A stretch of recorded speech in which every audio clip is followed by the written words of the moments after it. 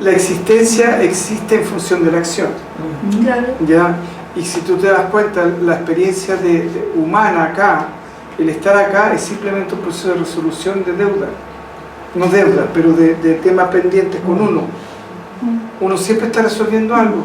¿Se te das cuenta? Siempre. Siempre están resolviendo algo.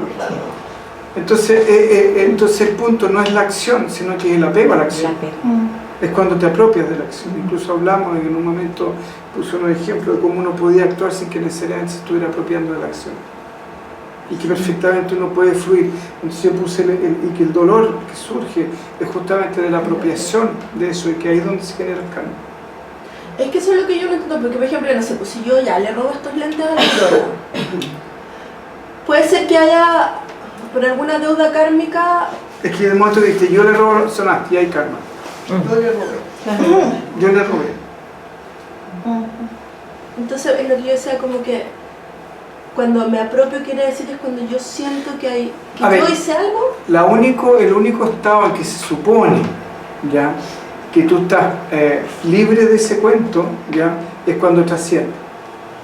Porque ahí te das cuenta que no hay un yo que está actuando, sino que es la conciencia cósmica que se está expresando a través tuyo. Y que esa expresión que está teniendo una expresión de la forma, no tiene que ver con lo que sostiene la forma. Por lo tanto, es un problema estrictamente. Ahí habría que decirle, darle al César lo que es del César y darle a Dios lo que es de Dios. ¿En qué sentido? ¿Qué es lo que sería Dios, por decirlo así? Sería Nirguna Brahman, o ¿qué sería Dios, por decirlo así? Aquel aspecto de la realidad que no tiene cualidades. ¿Comprenden eso, no? Sí. Si consideramos que la realidad absoluta, y que esa realidad que es absoluta es lo que sostiene todo el mundo relativo, estaría un absoluto y un relativo, y que el absoluto sería real y el relativo es irreal porque es relativo. ¿Estamos, no? Entonces, ya. Entonces, ¿qué pasa? La acción es relativa al relativo.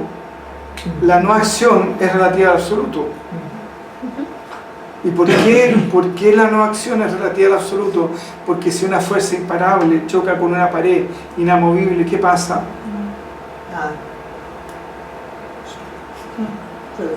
¿Qué pasa? Una fuerza imparable que golpea una pared inamovible. ¿Qué pasa? ¿Se detiene? Imparable. Y la otra inamovible. Ya, pues, entonces, ¿qué pasa? Me río. Dos absolutos no pueden convivir en una misma realidad. Pues. ¿Me comprenden o no? Entonces, toda la realidad, claro, por eso no hay dos. ¿Ya? Entonces si la realidad, si consideramos que la realidad es el absoluto, cualquier instancia que esté fuera del absoluto es real, dentro de esa concepción. Entonces, por lo tanto, cualquier acción que afecte al relativo y que es relativa al relativo, es relativa a la materia.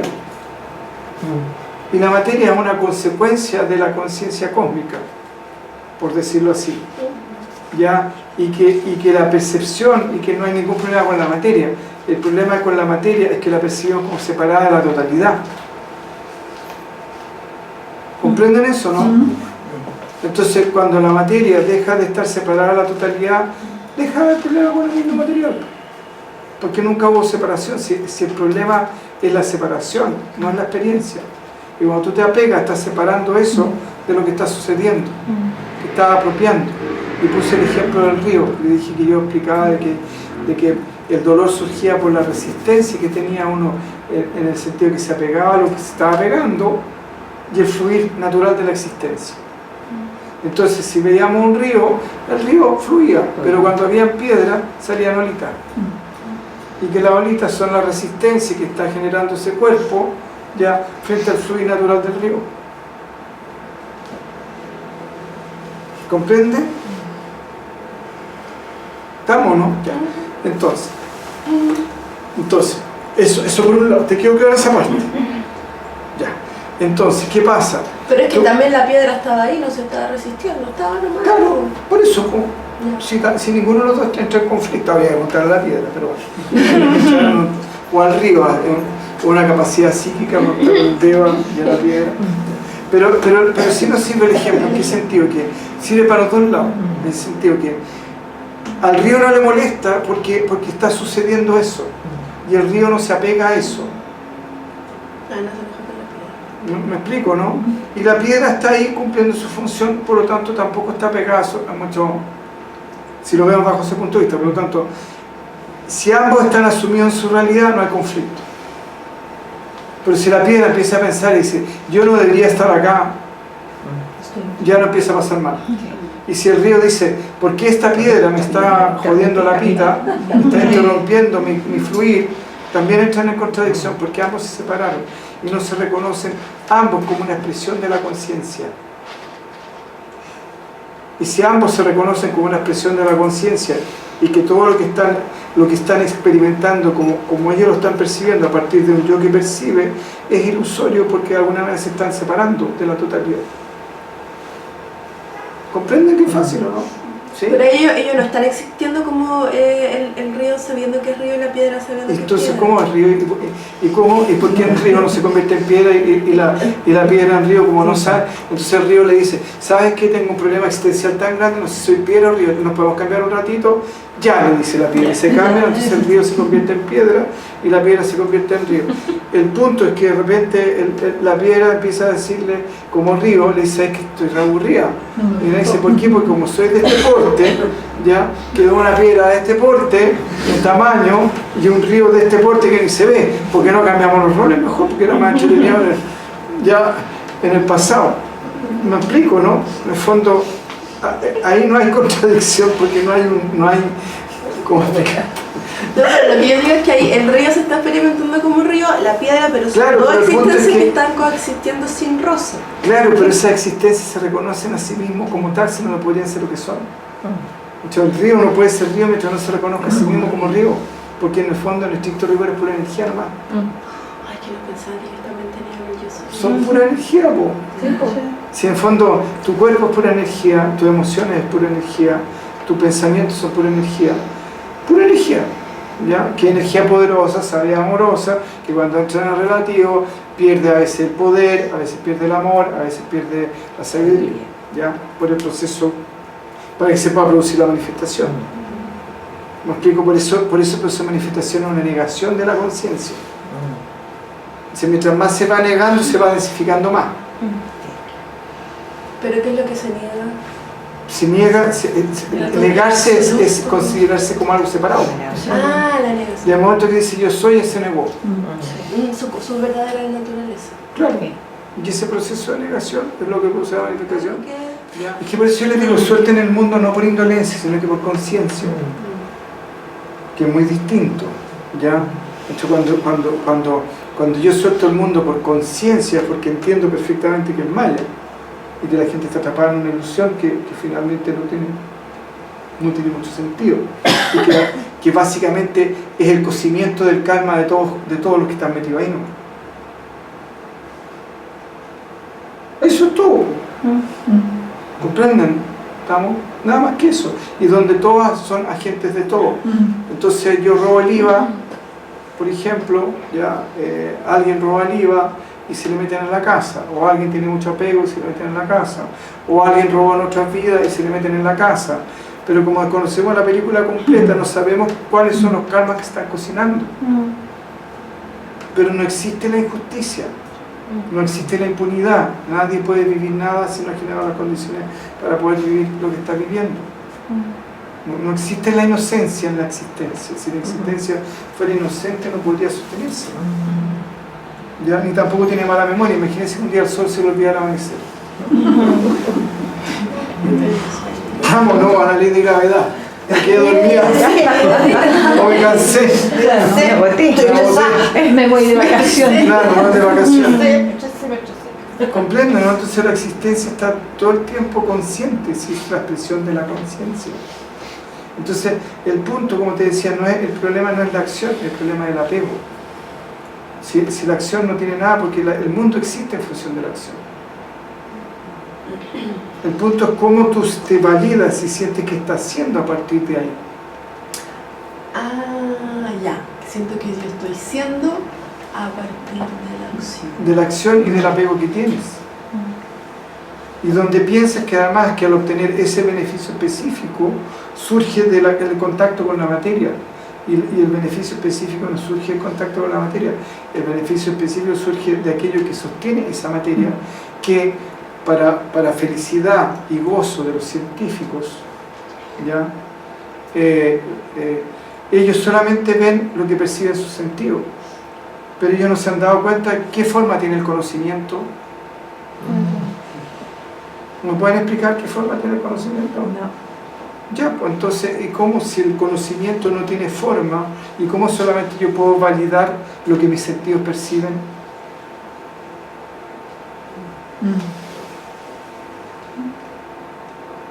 ¿Se dan cuenta cómo funciona el maya? ¿Cómo funciona la ilusión? ¿Cómo el medio cuento que se están contando? Y cómo basta con ese simple razonamiento se les desestructura todo su cuento, su sistema. Si el conocimiento no tiene forma y ellos solamente pueden validar lo que se puede ver a través de los sentidos, a través de la razón, a través de la forma, entonces ¿cómo? ¿Cómo lo hacen? O la otra, diría, la percepción que yo estoy teniendo de este conocimiento que no tiene forma, porque el conocimiento del ser no tiene forma, pero además el conocimiento en sí, como es cercano al ser, porque es un aspecto relativo a la sabiduría, tampoco tiene forma. Entonces, lo único que podrían hacer es decir, ¿sabes qué más? Mi conocimiento es limitado. Y la verdad es que yo puedo llegar hasta un cierto punto y por lo tanto no tengo ningún fundamento para invalidar aquello que no soy capaz de percibir y comprobar a través de los hechos concretos. Entonces, ¿cachai o no? Entonces el punto es ese, no tiene que ver con el hacer o no hacer, sino que el apego que yo tengo a esa acción. Ahora, el soltar el cuento del apego, ya volvemos a lo mismo, tiene que ver con un estado de conciencia que es una consecuencia de un darme cuenta, porque si no puedo caer en la represión, donde me reprimo porque me estoy desapegando, entonces me pongo robótico y como que no hago nada y cuando estoy así, estoy todo el día sático, porque en el fondo, si tú te das cuenta, el río no evita lo que está sucediendo. Es como la apropiación del rol en el fondo. Claro, y ese rol en el cual tú te apropias y que de alguna vez quieres evitar que suceda algo que te pueda desestabilizar, porque tu atención está puesta en la personalidad, en lo que tú consideras que eres, más que lo que estás siendo. Claro. En el fondo no es el rol, es la apropiación del rol. Claro, y porque de alguna manera ese rol que te apropia, te separa, te individualiza y te hace sentir que tú eres dueña de una realidad y que en esa realidad en la cual tú te apropiaste y eres dueña, tienes que cumplirse una serie de condiciones que si no se cumplen, tú sufres. Y como todo nos carga el sufrimiento, que es lo que hacemos, generamos un mecanismo de compensación o de negación o lo que sea para evitar finalmente experimentar esa sensación de desestabilización interna. ¿Por qué? Y porque esa desestabilización externa existe en la medida que hay un yo que es afectado. Por eso la importancia de meditar y meditar y meditar, para que llegue un momento en que puedan sentir que si hay un estado de presencia permanente, ya, que lo sostiene, que es fuente de toda satisfacción y que todo lo otro son consecuencias de esa conciencia que son ustedes. El punto es que para poder eso tienen que soltar el yo gótico primero, el yo freudiano, por llamarlo de alguna manera, y después soltar el yo soy, el yo soy, ¿ya? Y que eso, como lo habíamos visto en los samadhi, el primero está la persona luchando, pasa al samadhi y entra en el Savikalpa Samadhi, donde la persona dice, yo estoy en la totalidad, pero hay un yo que está en la totalidad, o yo soy la totalidad, pero hay un yo que está diciendo, yo soy la totalidad, pero cuando está la plena conciencia, ni siquiera hay un yo que diga, yo soy la totalidad. Si está el río, está la piedra, pero igual hay un roce, igual hay un karma ahí que se está produciendo. O sea, pueden estar comprometidos todos, pero igual hay un roce ahí que tarde o temprano la piedra va a desaparecer. Claro, Lo importante es entender que si no hay karma no hay manifestación. Claro, no podrían existir sin karma. ¿Entienden? Entonces, todo lo que es proceso de manifestación, vuelvo a decir, es un proceso de resolución, de instancias, ¿ya? Y decir, bueno, pero ¿cuál karma? Si ya, por último, supongamos, ya, si nos ponemos más exquisito, ¿cuál karma sería? El karma de la expresión de la conciencia, por último. Mientras no estén plenamente desarrollados y estén fuera de la dualidad, van a seguir pegados en karma. Así de simple. Porque la manifestación se sostiene, la trama que sostiene la existencia del karma, que está movido por los 5 elementos y las tres cualidades. Los 5 elementos que son la tierra, el agua, bueno, Akasha, Vayu, Agni, Apas, Tripu. Tierra, agua, aire, fuego y espacio. Bueno. Y las 3 cualidades, armonía, acción, ¿ya? Y inacción, ¿vamos? O actividad, pasividad y armonía, el equilibrio de ambas, o acción, inercia, etcétera, etcétera, ¿vamos? Y todo eso es como es igual que cuando ustedes están haciendo la manta, ¿ya? Entonces ahí están tejiendo la trama existencial con distintos colores. Entonces ahora, y este cuento con la dualidad del hacer, no hacer, del bueno, el malo, lo que me gusta, no me gusta, se resuelve en la unidad, y entendiendo que ambas partes son una expresión de ustedes. El punto de la trascendencia es trascender la dualidad. Si yo empiezo a sentir que amo todo y a todos, y entro en ese proceso de amor incondicional con la existencia, también estoy rompiendo la dualidad. Pues estoy entrando en un flujo en el cual no desconozco la expresión de la conciencia que está en evolución. Que eso es lo que a ustedes no les cuesta entender. Que como la conciencia está en evolución, ¿ya? Son todos agentes de este proceso existencial. ¿Ya? Entonces no caigan por favor en el Facebook, está todo bien, está todo perfecto. Sí, no. Desde el punto de vista del absoluto sí está todo perfecto. Desde el punto relativo está en un proceso de evolución. Entonces, el punto es que cuando la persona tiene esa plena conciencia de que es aquel supremo Brahman, que es eterno, inmaculado y libre, y me refiero a libre que no hay mayor libertad que el amor.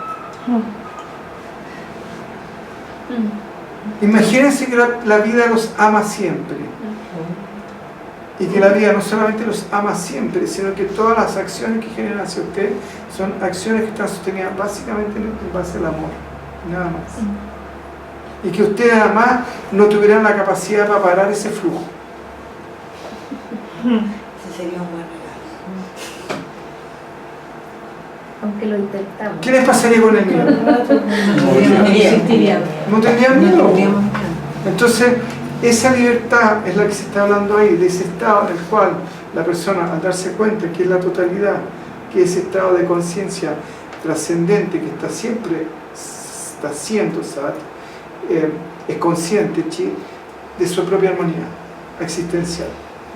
Sat Chitananda, y la armonía existencial que no solamente que lo sostiene a él o a ella, sino que sostiene la totalidad. Y que esa persona está en ese flujo. Se acabó el miedo. ¿Dónde quedó la conciencia intuitiva? ¿Dónde quedó el miedo? ¿Dónde quedan los conflictos con los demás? Ya, entonces ahí se da cuenta que esa persona dice que yo en realidad soy la totalidad, soy indivisible y no dual, y mi naturaleza como consecuencia de este darme cuenta es felicidad, es verdad y es el conocimiento de lo infinito, porque finalmente me reconozco a mí mismo como una conciencia infinita que está participando en la totalidad y que se está expresando como multiformemente a través de todas las formas que existen en la existencia. Así de simple. ¿Comprenden o no? Entonces ahí se desestructura este conflicto del bueno, del malo, de la parte mía que me gusta, la parte mía no. Hay una plena aceptación de sí mismo de la realidad porque no queda otra.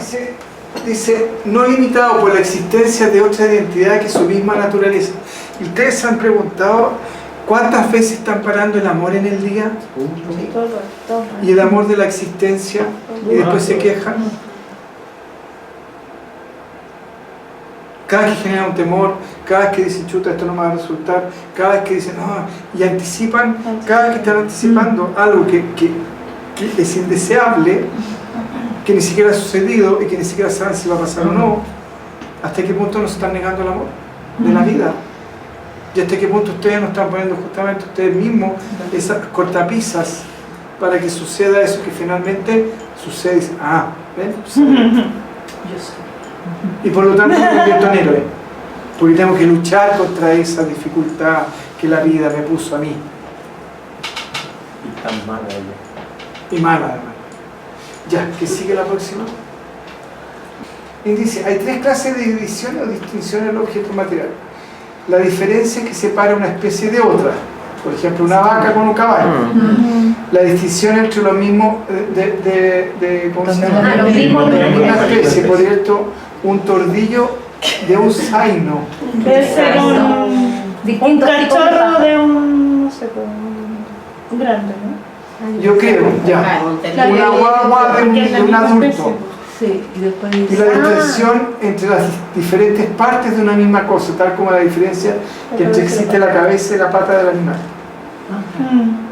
Ninguna división o distinción es posible establecer en el ser, porque el ser es uno sin segundo, indivisible y es una homogénea conciencia. ¿Ya? Y también los objetos tienen tres niveles de realidad. Está la realidad física, está la realidad energética y está la realidad causal.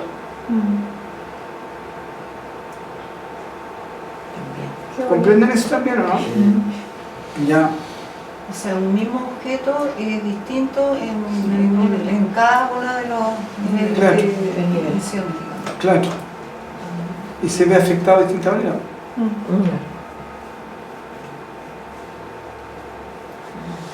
¿Cuál sería la realidad causal de un objeto? una piedra, por ejemplo. Eso va a sobrar demasiado. La forma geométrica que contiene eso, La forma geométrica que sostiene. ¿Como el ese- arquetipo o no? Sí, no, la forma geométrica, pero eso en un nivel de realidad. Hay un nivel de realidad más sutil aún que la vibración. Como el sonido. Un tipo de vibración. Esa es la realidad. ¿Comprenden o no? No. La vibración. Entonces, si tú pudieras medir la vibración de los átomos que sostiene esa taza, sería distinta a la vibración de la galleta. ¿Eso no sería la realidad energética? No. La realidad energética sería lo que los esotéricos hablan del doble etérico. Y lo que los egipcios también, ahí no cacho mucho, sería medio chamullero, pero los egipcios hablaban del Va, del Ka, pero parece que hablaban de tres, parece que hablaban del Va, el Ka y el cuerpo físico también. Entonces, pero ahí no sé cuáles y cómo lo dividían ellos. Pero, entonces, en el fondo, si tú lo ves a nivel sutil, por ejemplo, los objetos que tú ves en un sueño sería el aspecto sutil de ese aspecto formal. La imagen que tú ves es, por ejemplo, el sonido tiene tres niveles de vibración. Está la vibración, está la imagen y está lo que tú escuchas. Sonido. ¿Y cuál es el causal? La vibración. La vibración es el causal. Es lo mismo. Ya, entonces dice, la impresión de yo soy Brahman creada por ininterrumpida, Aham Brahmasmi, la impresión de yo soy Brahman creada por la ininterrumpida reflexión destruye la ignorancia y sus derivados, de la misma manera que la medicina rasayana destruye la enfermedad. Ahora, esto tenemos que ponerlo dentro de un contexto. ¿Y a qué me refiero? Que si bien es cierto, Shankaracharya era un Jnani Yogi, ¿ya? En la disciplina espiritual en Oriente, no solamente está el estudio de la escritura y el proceso reflexivo, está la meditación, está los ejercicios físicos, está la alimentación, ¿ya? Y también está la intención de tener una disposición existencial en la cual se trata de evitar la negatividad, etcétera, etcétera, etcétera. ¿Me explico, no? Sí. Entonces, nos basta, y cuando él dice la impresión creada por la ininterrumpida reflexión, es justamente colgarse, literalmente, ¿ya? Agazaparse del concepto del yo soy. Ni siquiera el yo soy Brahman. ¿Me explico, no? Y a partir de eso empezar a relacionarse con la existencia a partir de esta relación donde simplemente yo soy, y donde me pregunto, ya, yo soy, pero ¿qué es lo que soy? ¿Qué es lo que yo soy? ¿Dónde está? ¿Qué hay detrás del yo soy? ¿Ya? Sí. ¿Comprenden, no? Entonces, ya ahí está ese proceso de reflexión que se llama el manana. Entonces, no es que la persona como en Facebook dice, yo soy Brahman, da todo lo mismo, yo soy Brahman. No, esto de decir, a ver, yo soy, ¿puedo evitar el yo soy? ¿Puedo evitar el sentimiento? Entonces la persona entra en ese proceso, ¿puedo evitar el yo soy? No. ¿Y cuándo surgió? ¿Cuándo vino a mi realidad? ¿De dónde vino? ¿Dónde surgió? Y cuando surge, ¿de dónde surge? Entonces la persona entra en ese proceso, de ese proceso reflexivo, de decir, a ver, ¿qué es lo que yo soy? ¿De dónde surge? ¿Ya? ¿Lo puedo evitar? ¿Qué pasa si me empiezo a relacionar a partir de entender que yo soy, solamente soy, estoy siendo? Y ese proceso ya va, como quien dice, minando de a poco, ¿ya?, la estructura. Y les vuelvo a decir, entiendan de que están tan pegados a los sentidos que piensan que el conocimiento tiene forma. Un segundito, y ahí entra el proceso reflexivo. Bueno, el conocimiento no tiene forma y por lo tanto lo que yo quiero conocer es informe. Y si el conocimiento no tiene forma, ¿por qué estoy pidiendo una forma a algo que no lo tiene? Si estoy acostumbrado a que todo mi conocimiento no tenga forma. ¿Comprenden cómo se atrapan en el maya? Y cómo tratan de decir, es que no puedo concebir la totalidad, porque en el fondo están diciendo, no le puedo ver la forma al absoluto. Claro. Dense cuenta que es eso, no le puedo ver la forma al absoluto. Entonces, ese es el proceso reflexivo al que se refiere ahí, a esa instancia y ese compromiso de decir, ¿sabéis que realmente quiero salir de acá? Yo quiero poner fin en forma definitiva a mi estancia en este planeta, en esta tierra, ¿ya? Y en esta dinámica tan parcial, tan limitada, tan poquita, siendo que puedo tener todo. Finalmente puedo vivir la experiencia de la totalidad. En el fondo, puedo suprimir la experiencia del dolor, del sufrimiento, por siempre y para siempre. Y mientras estoy acá, transitoriamente aferraré con los karmas que tengo que vivir. Chao. Bien, espera, ¿estaba Nicole primero? Lo que yo entendí, así se me vino como súper fuerte, es como yo soy, ya yo soy. Es como y después sentí que después cuando acá yo me pongo el ropaje de mujer para empezar. Ya, pues ahí ya lo vestiste. Ya lo vestí y después me empiezo a vestir de millones de cosas que quiero y puedo dentro de este yo soy mujer, puedo además jugar con millones de...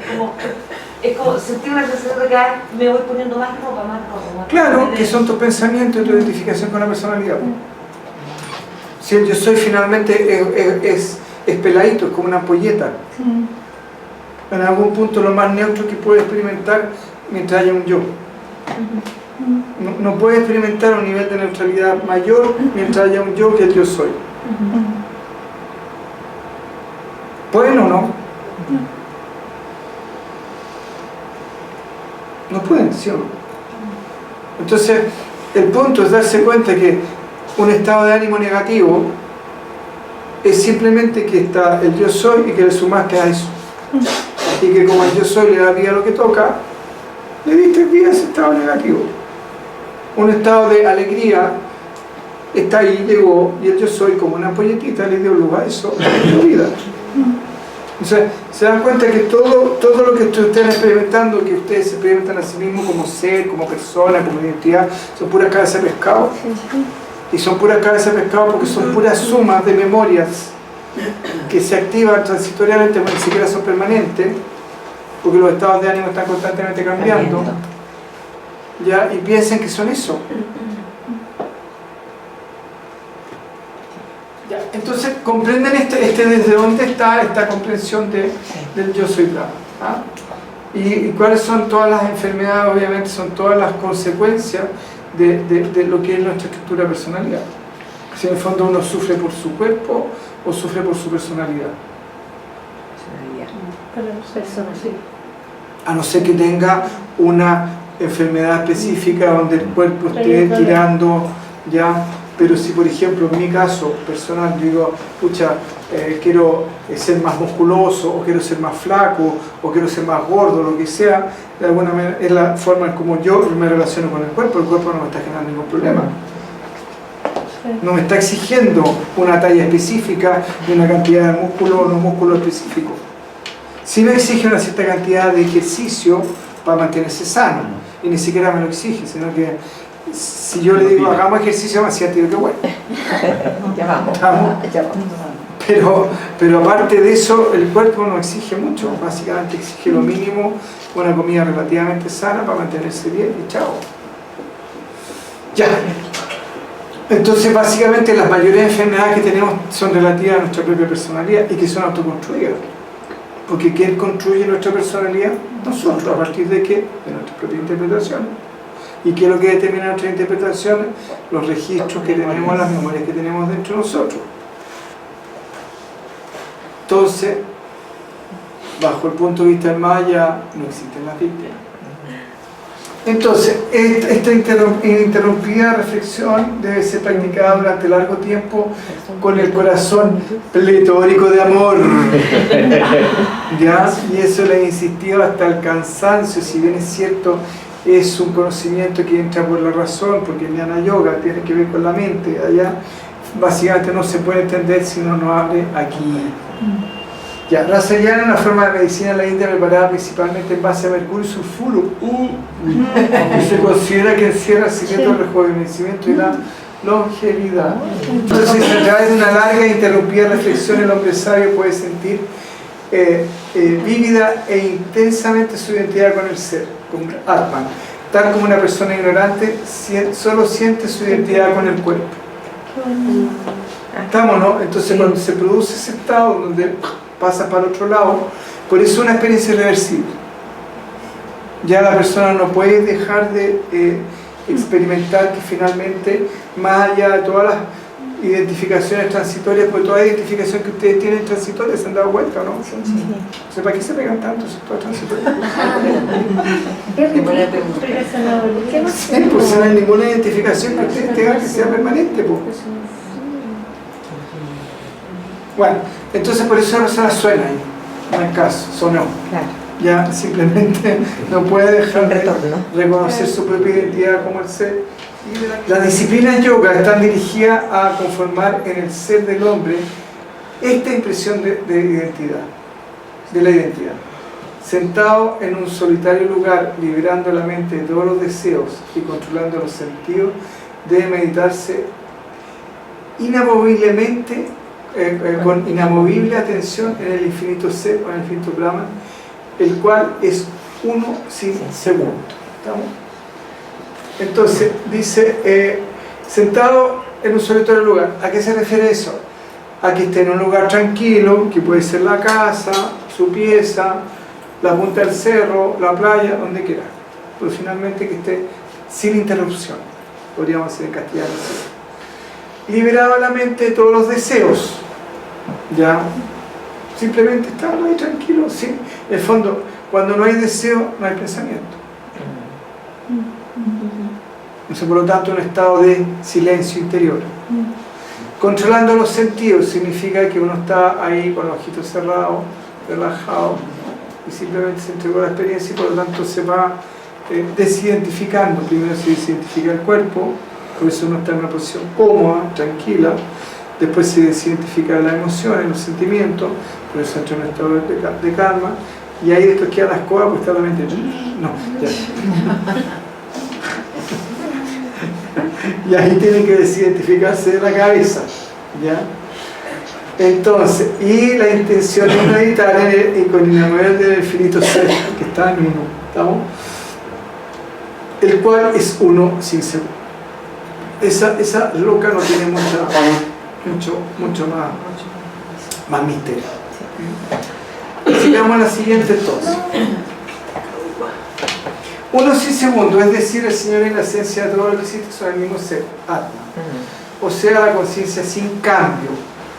El testigo a la vez de las experiencias densas de los sentidos durante el estado de vigilia. De las experiencias de la mente durante el estado de sueño. Y de la bienaventuranza que se caracteriza por la ausencia de relación sujeto-objeto que tiene lugar en el sueño profundo o en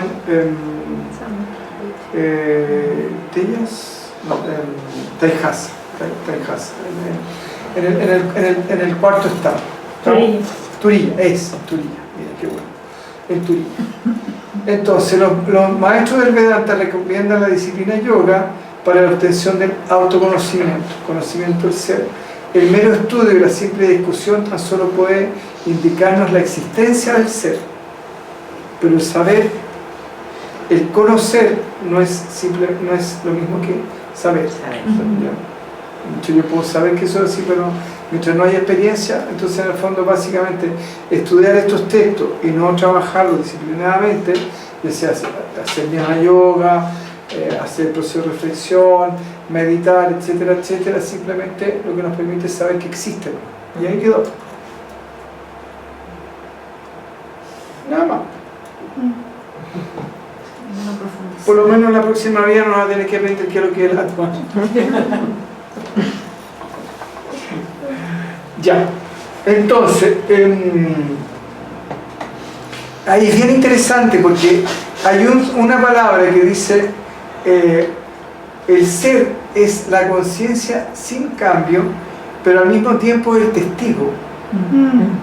Entonces cuando ustedes empiezan a desglosar el yo soy, cuando empiezan a sumergirse en la experiencia del yo soy, en el cotidiano, en el día a día, en el proceso reflexivo del hacer, en este proceso del yo soy y de desarticular, de ¿cómo sería? Quirúrgicamente. Quirúrgizar el yo soy, ¿ya? Les permite, justamente van a empezar a entrar en esta conciencia del testigo, que finalmente hay una presencia que siempre está, que no pueden evitar, que no está afectada por el hacer o no hacer de la personalidad, pero que sí siempre está observando, siempre está de testigo, o es la luz que está permitiéndole a esa personalidad ser o existir. Testigo u observador. Testigo, observador o una presencia. Es que el punto es que métanse a hacer cirugía profunda única y exclusivamente con el concepto de que yo soy y ver qué les pasa adentro. Investiguen en ustedes, es decir, a ver qué pasa conmigo si yo simplemente me entrego a esta experiencia de ser yo soy, me pregunto qué es lo que yo soy, de dónde surge, cómo lo siento, qué hace, qué implicancias tiene, qué está pasando con eso. Y se dan cuenta que finalmente es como ridículo lo que les voy a decir, pero es como que va a empezar a tomar forma lo informe en algún punto, para finalmente soltarlo, soltar esa forma, soltar eso, darse cuenta de que justamente en ese proceso de reflexión, como dice, tirarse a la piscina del yo soy, ¿ya? Sumergirse en lo profundo de eso, van a darse cuenta que mientras más profundizan en ese sentimiento del yo soy, ¿ya? Más rápidamente se va a empezar a articular toda esta historia de la personalidad con todo su cuento, porque acuérdense que el ego es un sentimiento, el ego es un sentimiento, no es ninguna otra cosa que eso, y es el sentimiento de yo.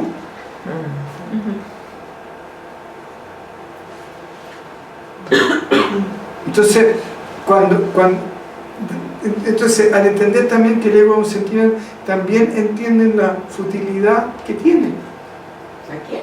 Futilidad es la, lo relevante que es. Irrelevante. Algo fútil es algo irrelevante. Lo irrelevante que es. Como la cascarita. Exactamente. Ni siquiera da para cascarita el punto. No da más. Pero el punto es que ese sentimiento lo tenemos tan fuerte, tan potente,